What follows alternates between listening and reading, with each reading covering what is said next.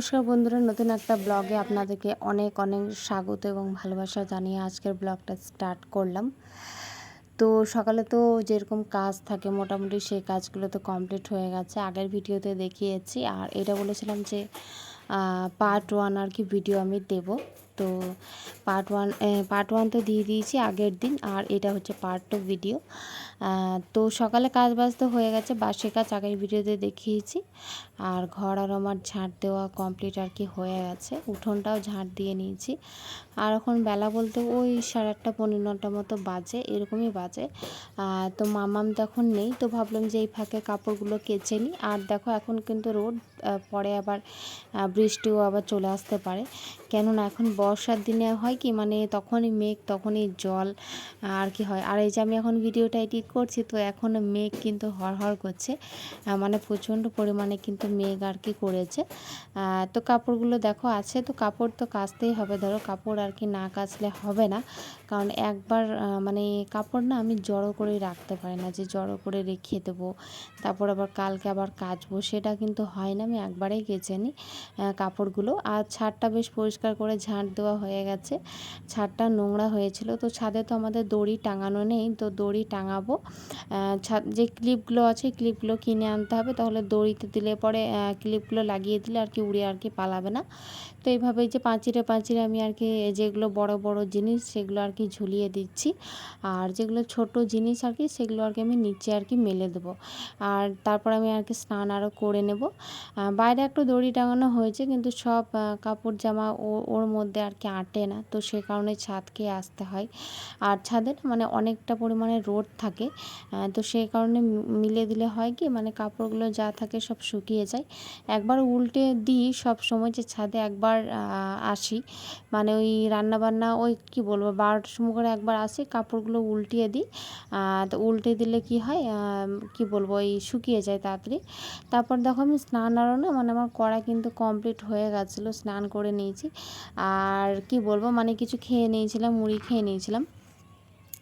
আর আমার তো এখন ঠাকুর পুজো মানে করা হবে না, সন্ধেও আর কি দেওয়া হবে না, কারণ হচ্ছে যে আমার জায়ের আর কি বাচ্চা হয়েছে, তো সেই কারণে আর কি পুজো দেওয়া আর কি হবে না। তো আমাদের তাঁতুর হয়ে গেছে, তো সন্ধ্যা তো আরও দেওয়া হয় না, যখন দেওয়া হবে। এখন তো 21 দিন, মানে অনেকটা ওই 1 মাসের কাছাকাছি আর কি বটে। এখন আর কি দেওয়া আর কি যাবে না, তো কি আর করা যাবে, আর ছেলে হয়েছে।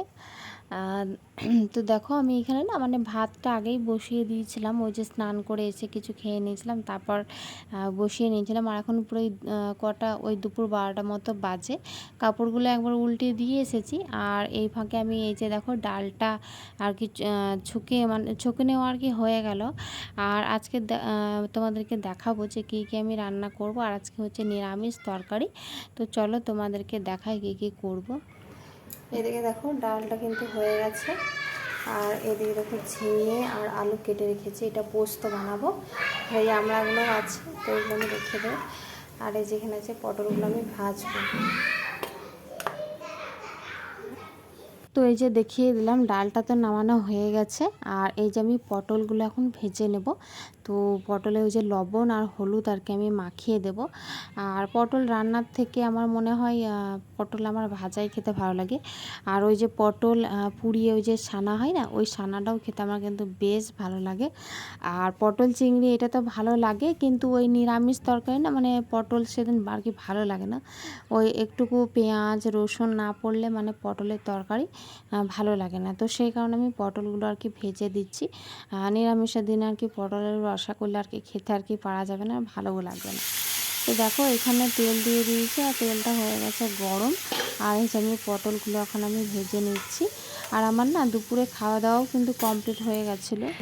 তো দুপুরে তো খাওয়া দাওয়া করে আর ঘুমি মানে কিছু হয়নি, মানে ঘুমায়নি আর কি। তো কিছু ভিডিও এডিট করার ছিল, তো সেগুলোই করছিলাম।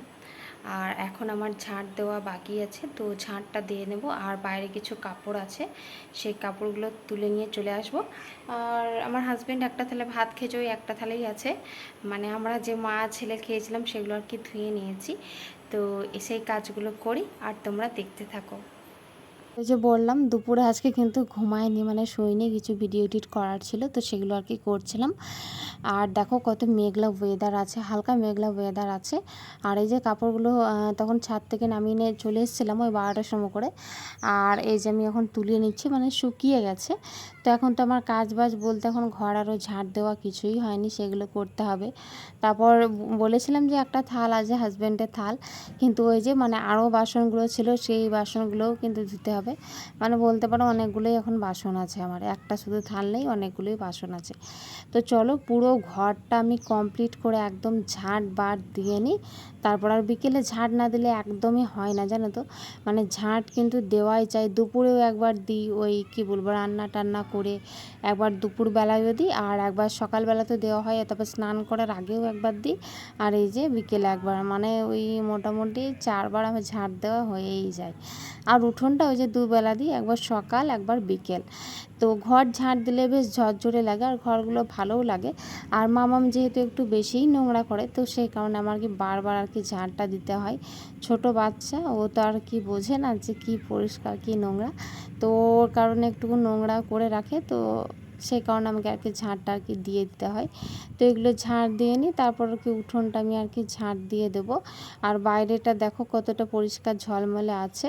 তো চলো এবার রান্নাঘর দিকে আমার যাওয়া যাক। আর রান্নাঘরে যেই বাসন বলতে যেই খাবারগুলো আছে অল্প স্বল্প, সেগুলো আর কি আমি ফ্রিজে আর কি রেখে দিই। সেই খাবারগুলো, এই যে ভাত, একটুকু আলু পোস্ত, একটুকু ডাল, এগুলো আর কি বেঁচে গেছে। তো ভাবলাম যে এগুলো আর কি রেখে দিই, আর এরকমই হয়। আর রাত্রে মন হয় তখন খাই, আর না মনে না মানে না খাই, এরকম একটা ব্যাপার। তো চলো ফ্রিজে আগে রেখে দিয়ে আসি। আবার ওই যে কি বলবো খাবার আগে বের করে নিই, ওই কি বলবো মাম্মাম যখন খেতে বুঝে, আর মাম্মামকে না মানে সন্ধ্যেবেলায় আর কি খিদে লেগে যায়। তো তখন এই যে আমি এখন দুপুরবেলায় কি বলবো বিকেলবেলায় যে ফ্রিজে এখন ভরে দিলাম খাবারটা, এটা ঠিক মানে আমাকে আবার সন্ধ্যের আগে আর কি বের করে নিতে হবে, যেহেতু মামাম যদি আর কি খায়, তো সে কারণে ও একটু ভাত খায়।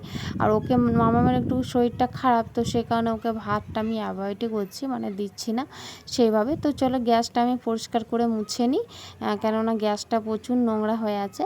আর এটা আমার সকাল বিকেল দুপুর 3 বেলা আর কি মুছতে হয়। তো এখন আমি এই যে মুছে নিচ্ছি গ্যাসটা। তো ব্লগটা আজকে দুপুরবেলা থেকেই বিকেলবেলা থেকেই শেষ করলাম। ব্লগটা যদি তোমাদের কোনো অংশে ভালো লেগে থাকে, যারা নতুন আছে তাহলে আমার চ্যানেলটা অবশ্যই সাবস্ক্রাইব করে দিও। আর যারা অলরেডি করে রেখেছো তাদেরকে অসংখ্য ধন্যবাদ আমার তরফ থেকে, এবং অনেক অনেক ভালোবাসা রইল। পরে আবার দেখা হচ্ছে অন্য কোনো ব্লগের সাথে। ততক্ষণে সবাই ভালো থাকবে, সুস্থ থাকবে এবং নিজের খেয়াল রাখবে। পরে আবার দেখা হচ্ছে নেক্সট ব্লগে।